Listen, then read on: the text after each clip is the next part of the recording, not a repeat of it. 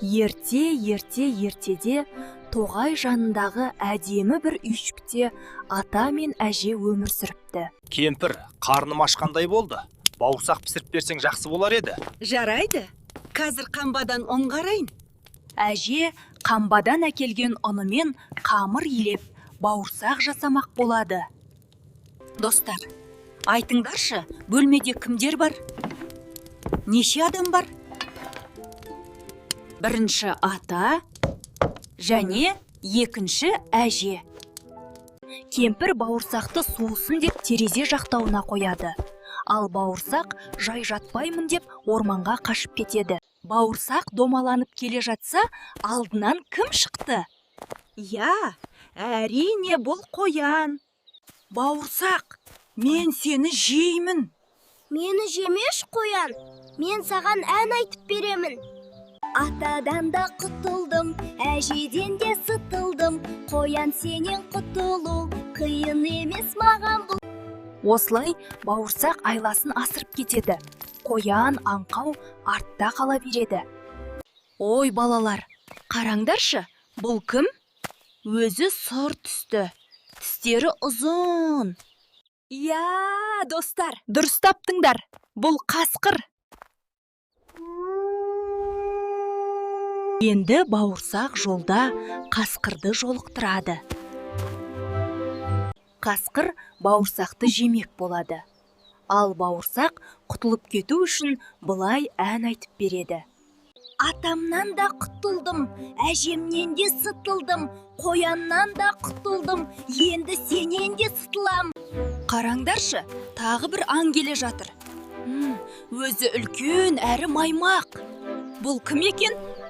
Дұрыс айтасыңдар достар, бұл әрине аю. Өзі маймақ, өзі қоңыр. Ендігі кезек аюға келді. Аю да бауырсақты жемек болғанда, бауырсақ тағы да ән айтады. Ендігі кезек аюға келді. Аю да бауырсақты жемек болғанда, бауырсақ тағы да ән айтады. Ата әжемнен де құтылдым, қоян қасқырдан да сытылдым. Енді сенен де сытыламын деп бауырсақ аюдан да қашып кетіпті. Міне қараңдаршы, тағы бір аң келе жатыр. Өзі қызыл, жүні мамық. Бұл кім екен? Дұрыс таптыңдар достар, бұл қу түлкі ғой. Бауырсақ, мен сені жеймін. Мені жемеш, мен саған ән айтып берем.